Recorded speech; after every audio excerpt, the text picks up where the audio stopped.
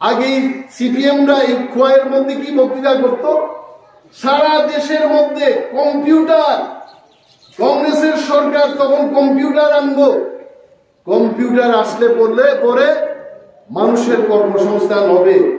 আর কমিউনিস্টের দাদারা কি কইতে, কম্পিউটারের বিরুদ্ধে আন্দোলন করছে 30 বছর, আমরা কম্পিউটার হতে দেব না, ড্রজার আসতে দেব না। এটা কার কথা?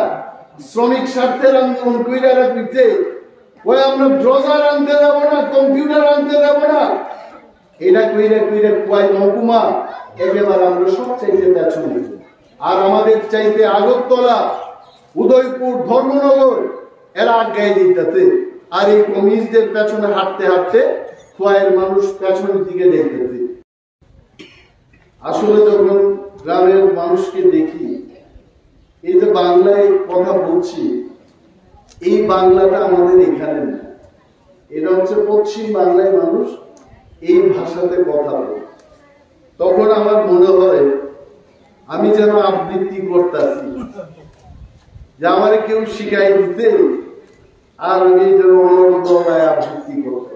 আমি জানি আপনারা এখানে সিংহভাগ মানুষ বাড়ি ঘরে আপনারা ওই ক্যালকেশন আপনারা কথা বলেন না, এখানের ভাষায় খাস বাংলায় আমিও ভালো পাই এই কথায় কথা বলতে। এই নির্বাচন কিন্তু আমাদের অত্যন্ত গুরুত্বপূর্ণ নির্বাচন। কেন আমি গুরুত্বপূর্ণ নির্বাচন বলছি? যে দেশের মধ্যে যিনি আমাদের এনডিএর নেতা শ্রী নরেন্দ্র মোদীজি, এই লোকটাকে কিন্তু তৃতীয়বারের জন্য আমাদের ক্ষমতায় বসাতে হবে। That is why it is important. Narendra মোদীকে উনি প্রথম গুজরাট জয় করেছেন, গুজরাট রাজ্যের মুখ্যমন্ত্রী ছিলেন, এবং পরবর্তী সময় এই মহান ব্যক্তি উনি ভারতবর্ষ জয় করেন, এবং ভারতবর্ষ জয় করার পর নরেন্দ্র মোদীজি আজকে বিশ্ব জয় করে ফেলেছেন। উনি বিশ্বমানের, বিশ্বের একজন নেতা।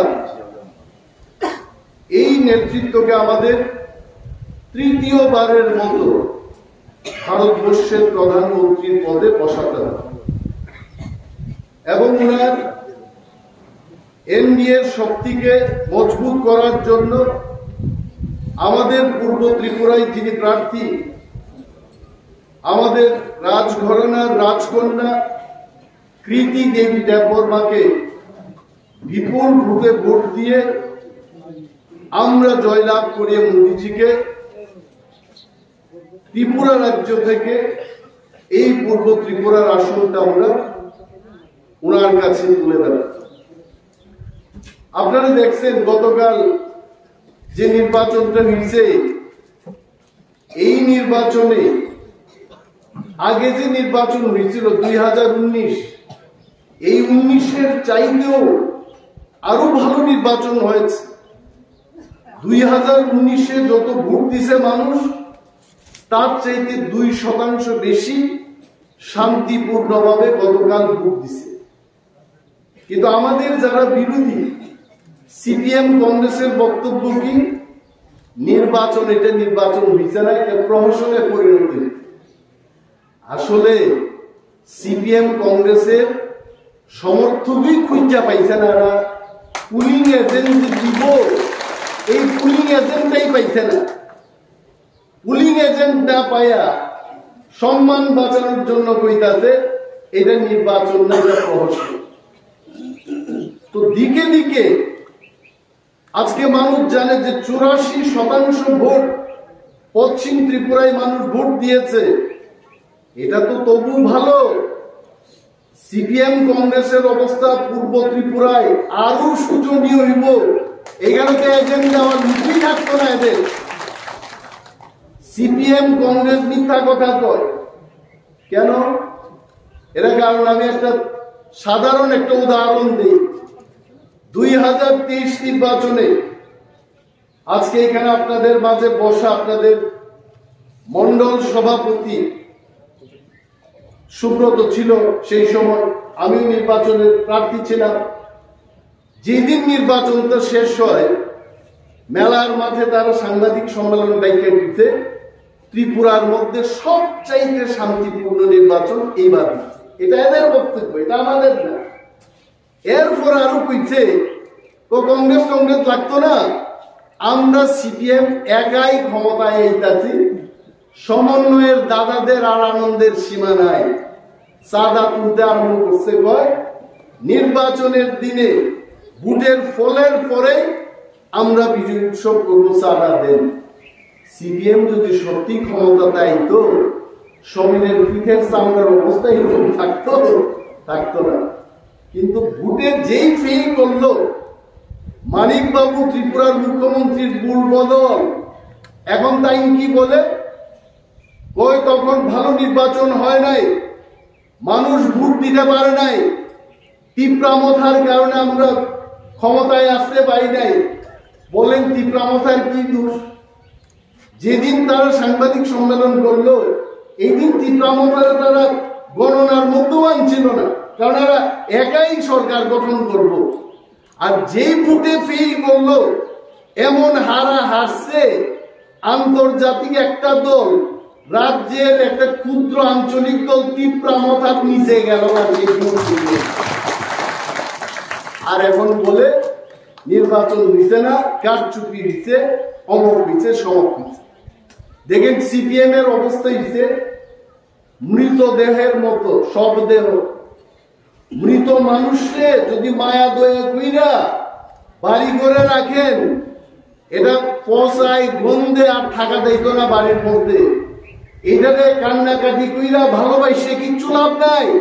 এটাতে শ্মশানে পাঠানো অথবা হাসপাতালে নতুন ডাক্তাররা যে পরীক্ষা নিরীক্ষা করে কঙ্কালের উপর, এখানে পাঠানো ছাড়া কিছু লাভ নাই। সিপিএম এর অবস্থাও আজকে সারা পৃথিবীর মধ্যে সিপিএম ঘনিষ্ঠ পার্টি, আর ত্রিপুরা রাজ্যের মধ্যে তো আগামী বিধানসভায় শূন্যে পরিণত। আর গোয়ার মানুষ, আমি তো গোয়ায়, আমার অবাক লাগে সারা দেশে মানুষ মুদি বন্দনায় সারা দেশ, সারা ত্রিপুরা। আমি বিরোধী দলনেতা ছিলাম অনিমেষ দেববর্মা 1-1.5 মাস আগে।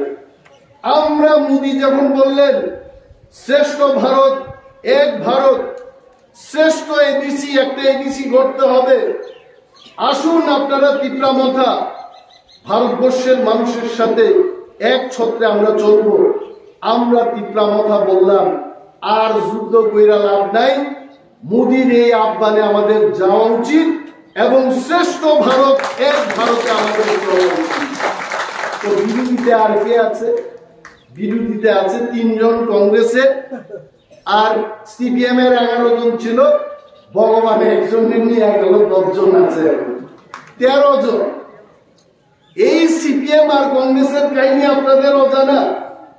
সিপিএম ত্রিপুরার জন্য শাসন করছিল 35 বছর, আর কংগ্রেস শাসন করছে 30 বছর, সব মিলায়া 65 বছর। মাঝখানে জুটের সরকার ছিল 5 বছর, আর এখন বিজেপির নেতৃত্বাধীন 6 বছর। বাকি সময় বাদ দিলে তো কংগ্রেসের দাদারা আর সিপিএম এর দাদারাই দাদাগিরি করছে। দাদাগিরি করতে করতে আজকে মানুষ আর তাদের বিশ্বাস করে না। আগে মানিক বাবু মহাদেব তিলার লোক, আমি তো আমার চোখে দেখলাম 22 বছরের রাজনীতিতে।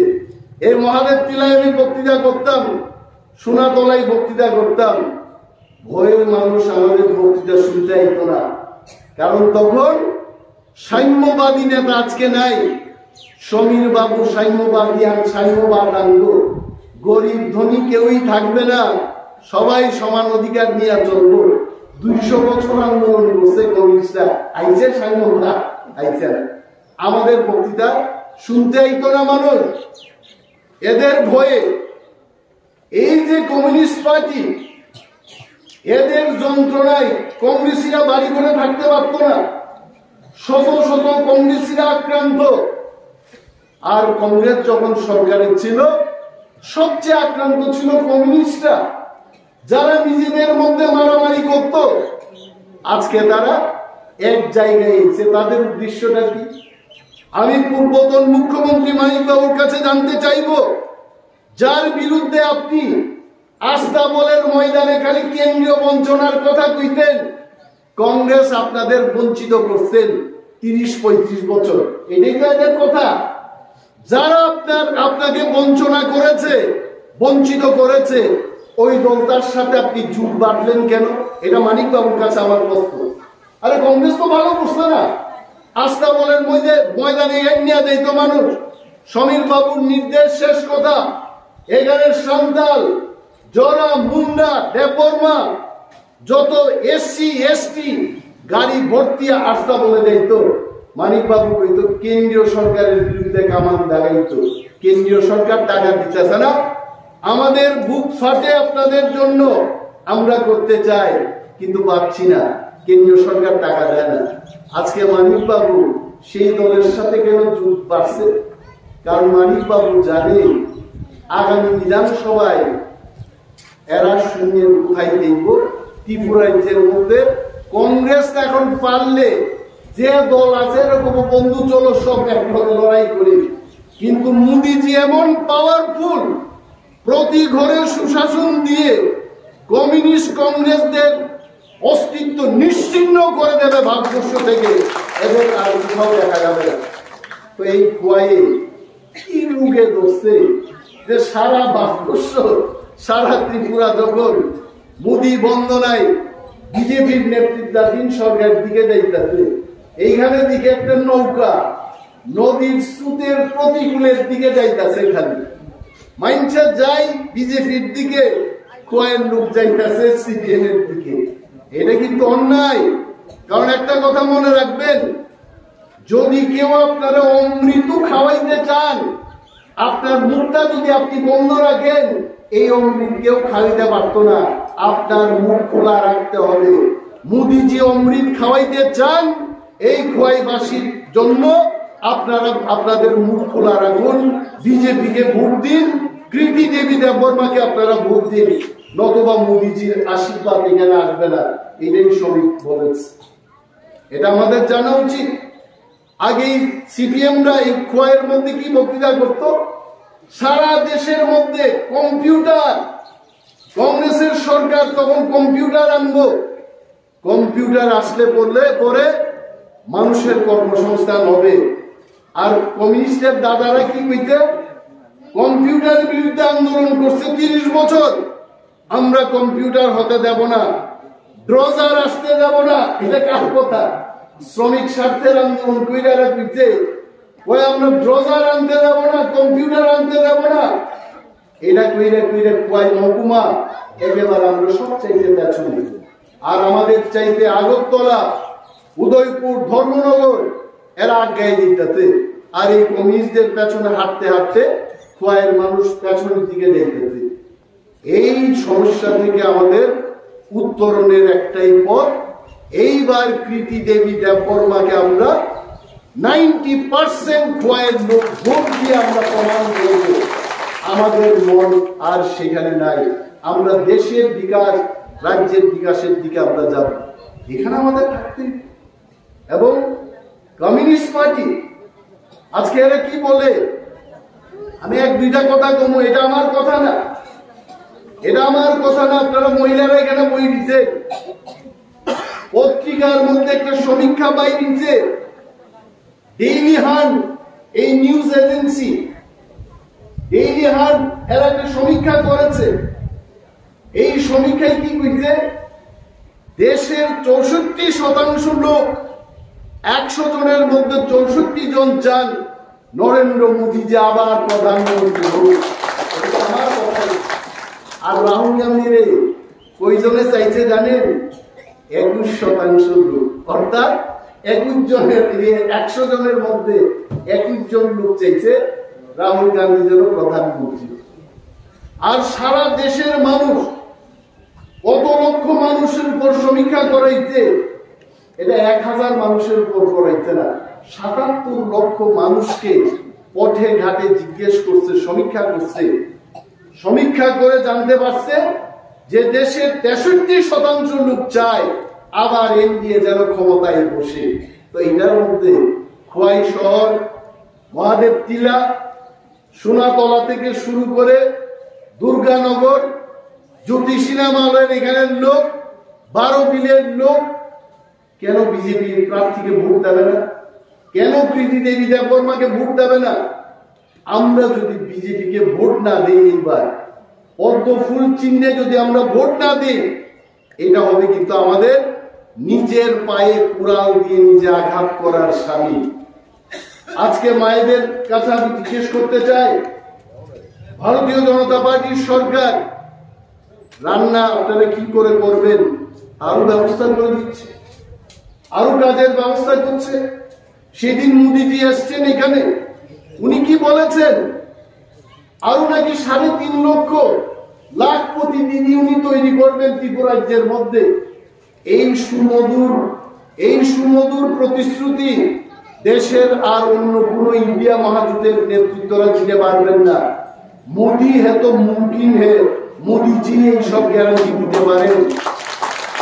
বিশ্বাস রাখতে হবে আমাদের বলে আপনারা তো করেন মতা, আর এখন বিজেপির ভোট দিবেন, এটা কেমনে হয়? আমরা বললাম, আর আমরা করি মত একটা দাবি তুললাম, মোদীজি অমিত শাহজি বুকের মধ্যে টাইনে নিয়ে কইছে, আহারে ভাই, ট্রাইবেলরা ত্রিপুরারা আপনারা আন্দোলনই করছেন, এই খোয়াই মহকুমার লোক ট্রাইবেলরা পায়ে হাইটটা গিয়া আগরতলার চিলড্রেন পার্কে গিয়ে আন্দোলন করতো যে রেল লাইন আনবো, সিপিএম রেল লাইন আনবো। 70-75 বছর আন্দোলন করাইতে একটা ট্রাইবেলের ফা ড্যাম বীরের মতো ফুইল্লা এই বড় বড় পা হয়ে গেছে, হাইটটা দিত, ভাত পাইতো না রাস্তার মধ্যে, চিরা নিয়ে দিত, এমনি কি বা গামছার মধ্যে চিরা বাইন্দা একটা হাতের মধ্যে লাঠি নিয়ে আগরতলার উদ্দেশ্যে যাইতো, কইতো নিবেন বাবুরা, মানিক বাবুরা, দশরথ বাবুরা রেল লাইন আনবো। আমরা রেলের আন্দোলন করতে পারছে, আন্দোলন করায় পারছে, আন্দোলন রেল লাইন এনে দিতে পারছে। দেশের প্রধানমন্ত্রী নরেন্দ্র মোদীজি ক্ষমতা বসার পর বিনা আন্দোলনের সাবরুম পর্যন্ত রেল লাইন গেছে। এই হচ্ছে তো এই বিজেপির পেছনে না গিয়া এই লাল ভাইদের যারা শব্দের মতো ফৈচা গইল্লা এখন দুর্গন্ধে এরা ভারতবর্ষ থেকে ত্রিপুরা থেকে নিশ্চিহ্ন হওয়ার পথে, এদের পেছনে আপনারা যাইবেন, এই পথে আপনারা হাঁটবেন না।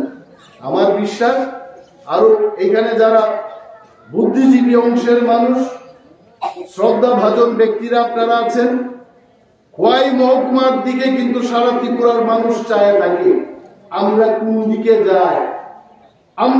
দিকে যাই, আমাদের দিকে সারা রাজ্যের মানুষ চায় থাকে, খোয়াইয়ের মানুষ কোন দিকে টান করে। কিন্তু এটা লজ্জার ব্যাপার যে সারা দেশ যেখানে মোদীজির দিকে হাঁটলো, সেখানে এখনো সিপিএম এর ওই পার্টির সাথে আপনারা এখনো যুক্ত। আমি অনুরোধ করব, আমি আর বিশেষ কিছু বক্তব্য করছি না, কারণ আপনারা বাড়ি করে যাবেন। মহিলাদের বিশেষ করে দিনের শেষে আটকে রাখা এটা খুব কঠিন ব্যাপার। ওই দিন আমি সমীপে দেখলাম ওই এক ডিস্ট্রিক্টের সাধারণ সম্পাদক গেটের মধ্যে গিয়ে হুঙ্গারের মতো দাঁড়িয়েছে, কয় আমি মহিলাদের এখানে আটকাইতে চাই না। আপনারা প্রীতি দেবী দেববর্মা সম্পর্কে একটা কথা বলবেন যে আপনারা মহিলা, আপনারা যেখানেই বিয়ে কইরা যান, স্বামীর বাড়িটাই আপনাদের বাড়ি, ওইটাই আপনাদের ঠিকানা। এই মহিলা কত শক্তিশালী দেখেন। আজকে সিপিএম এর এরা কইতেছে এই মহিলা তো বহিরাগত, এই মহিলারা আপনারা কেন ভোট দিবেন, এটা এদের বক্তব্য। আমি আমার দৃষ্টিভঙ্গিতে দেখলাম কতজন আপনাদের মধ্যে ছত্তিশগড়ে বিয়ে কইরে গিয়া স্বামীরে পূজায়া আবার ত্রিপুরা ফিরবেন, খুব কম মহিলা এখানে আছে আমি জানি। কিন্তু প্রীতি দেবী দেববর্মা ছত্তিশগড়ে বিয়ে কইরে গিয়া স্বামীরে বুঝাইতে পারছে, কই ও স্বামী, আমি তো এখানে সংসার করবো ঠিকই, কিন্তু আমার ত্রিপুরার লোকের জন্য আমি কাজ করতে চাই, চলো তুমিও আমার সঙ্গে ত্রিপুরায় চলো। এত শক্তিধর এই মহিলা আমাকে এরা ডাঙ্গাইতেছে এই মহিলা ছত্তিশগড়। আরে এই মহিলা সবকিছু ছাইরা আমাদের জন্য কাজ করার জন্য এসছেন। কি একজন মহিলা কেন আমাদের জন্য কাজ করবেন না? বিশ্বাস রাখুন, উনি আমার সাথে কথা বলেন, হামকো বেটনে দো হাম কাম করেঙ্গে। মানে আগে যারা এমপি হয়েছে এবার উনি থাকবেন না।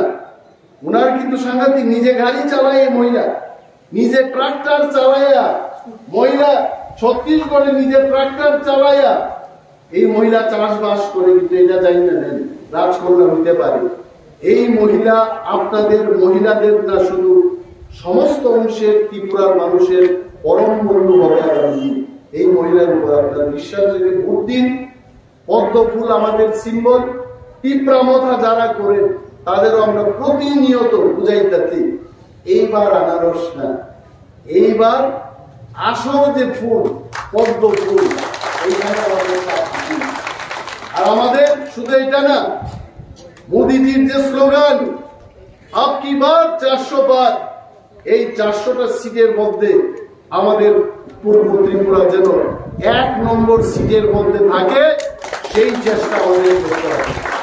আরো একটা শেষ কথা কই, নেতারা বক্তৃতা দিলে সব শেষ কথাই থাকে। শেষ কথা কই, আমরা কি আসলে জিতনের জন্য ক্যাম্পেইন করতেছি? আপনাদের মনে হয় ত্রিপুরামথার বিজেপির প্রাপ্ত ভোট, অ্যাসেম্বলিতে আমরা যা ভোট পাইছি এটারে যোগ করলে 8.5 লক্ষ ভোট আয় আমাদের। নতুন কোন ভোটার ভোট না দিলেও 8.5 লক্ষ ভোট আয়ে 12 লক্ষ লোক যদি ভোট দেয় 8.5 লক্ষ ভোট আমরা পাবো।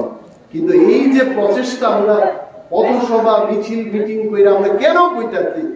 কারণ আমরা নর্থ ইস্টের মধ্যে 1 নম্বর মার্জিন নিয়ে আমরা জিততে চাই, তার জন্য আমাদের। সুতরাং 26 তারিখ আপনারা স্নান করে একদম সকালবেলা থেকে লাইনে দাঁড়ায় মোদিজিকে তৃতীয়বারের মতো প্রধানমন্ত্রী করার লক্ষ্যে আমরা পদ্ম ফুল চিহ্নে ভোট দিয়ে প্রীতি দেবী বর্মা মহোদয়কে আমরা জয়লাভ করাবো। এই সংকল্প নিয়ে আপনারা বাড়ি করে ফিরবেন, এই আশা বিশ্বাস রেখে আমি আমার বক্তব্য শেষ করছি। বিজেপি ত্রিপুরামথা IPMT জোট লংলি।